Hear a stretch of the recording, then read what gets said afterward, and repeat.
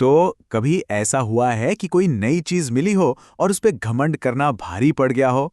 आज हम एक ऐसी ही मजेदार कहानी सुनेंगे, एक नए सूट की, थोड़े से घमंड की और एक बहुत ही कह सकते हैं तेल से भरे हादसे की।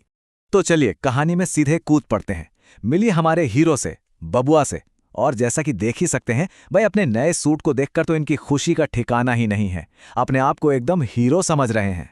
तो कहानी शुरू होती है बबुआ के नए सूट से। और ये कोई मामूली कपड़े नहीं है जनाब। यही तो है उनके घमंड की असली वजह। और यही घमंड अब कहानी को आगे ले जाएगा। तो देखिए, कहानी के किरदार बड़े सीधे साधे हैं।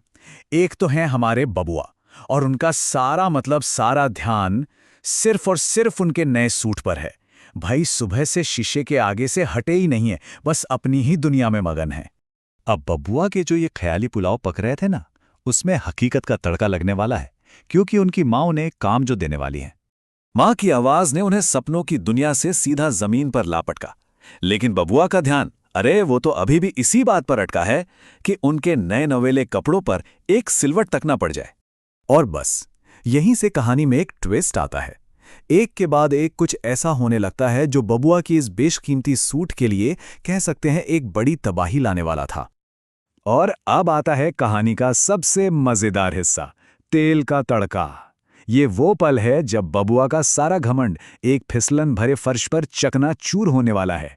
तो बबुआ अपनी ही अकड़ में स्टाइल में चलते हुए अंधेरी रसोई में कदम रखते हैं।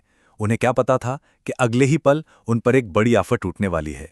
अंधेरे में पैर फिसला और वो गिरे भी तो कहां, सीधा जलते हुए दिए पर। बस एक ही झटके में हीरो का सारा स्टाइल, सारी अकड़ हवा हो गई। तो इस एक गिरावट का नतीजा क्या निकला?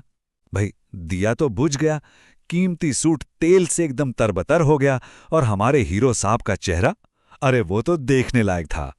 अब धड़ाम की आवाज सुनकर घर वाले दौड़े आते हैं, और यहीं से कहानी और भी मजेदार हो जाती है।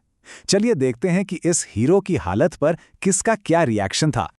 और मजे की बात देखिए, बबुआ की पहली चीख अपने सूट के लिए नहीं निकली, बल्कि बुझे हुए दिए के लिए निकली।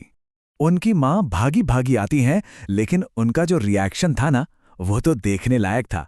ऐसा लग रहा था कि वो बबुआ के लिए परेशान होने से ज्यादा इस पूरे सीन का मजा ले रही हैं। मतलब दिए की फिक्र तो छोड़ ही दी उन्होंने। उनका पूरा ध्यान चला गया उस बर्बाद हो चुके सूट पर। और उनके ये शब्द इस दुखद लेकिन मजेदार सिचुएशन को एकदम परफेक्ट तरीके से बताते हैं। लेकिन असली मजा तो तब आया जब उनके छोटे भाई की एंट्री हुई। भाई उसे तो जैसे अपने बड़े भाई को चिढ़ाने का एक सुनहरा मौका ही मिल गया था। और बस इसी के साथ बबुआ को मिल गई अपनी नई पहचान। अब वो हीरो कहाँ रहे, तेल में फ्राई होने के बाद वो बन चुके थे पकौड़ा। लेकिन रुकिए, कहानी अभी खत्म नहीं हुई है। बबुआ की ये जो पर्सनल ट्रेजेडी थी ना, वो बहुत जल्दी पूरे गांव के लिए एंटरटेनमेंट का टॉपिक बन गई। छोटे गांवों में तो पता ही है खबरें कैसे आग की तरह फैलती हैं। बस शाम होते होते बबुआ का ये किस्सा पूरे गांव की जुबान पर था, और गांव वालों ने इस कहानी को अपने ही अंदाज में फैलाया। और इसी किस्से ने हमेशा हमेशा के लिए बबुआ की नई और मजेदार पहचान पर पक्की मोहर लगा दी। तो बबुआ की ये कहानी सोचने पर मजबूर करती है ना?